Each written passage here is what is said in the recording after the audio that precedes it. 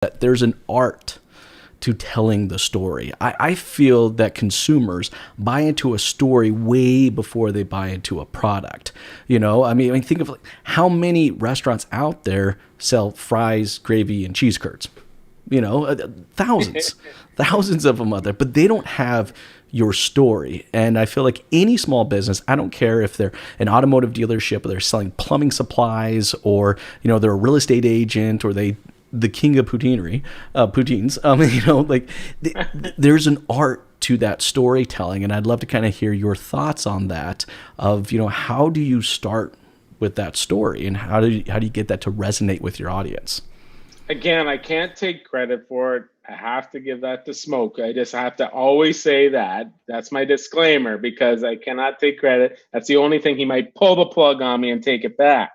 But it's just looking at your audience, look at the voids, look at what's out there, and it's in every industry, like you're saying. It's like food.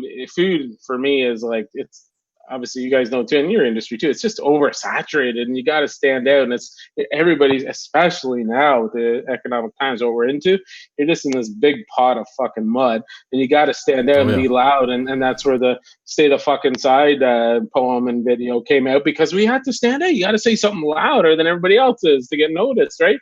And so from the beginning of time, that's what we've been doing. And even though in this industry, technically poutineery did not exist, but we're not competing against, at that time, other poutineries. We're competing against everything and anything out there. That in our certain case, I was focused on nightlife, right? Midnight to 4 a.m., downtown urban core, 18 to 25, university towns. Like, that was our core market. They've got the Which money. there's a lot of people fighting for that audience. Exactly. Still lots of people find shawarma place, falafel, pizza slices, subs, like anything you can think of. That's who we're up against. So saturated again.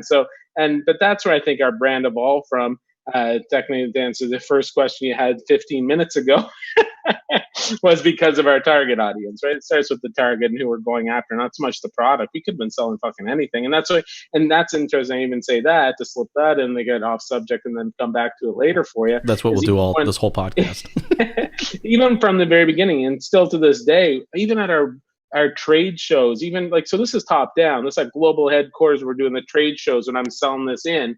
Like, these are our trade show booth is like, it's platified again. It's a full rock and roll stage show. And it literally looks like we have this huge rock and roll stage that it looks like we're blasting That is so cool. rock the whole time. We're blasting the 80s rock. I'm air guitaring out front and singing the songs to everybody, full fatigue for 12 hours. They think I'm just some entertainment dude. They don't know I own the whole puppy. And it's just entertainment right from the very beginning, because that's going to attract the right people that we want as our partners and our franchisees.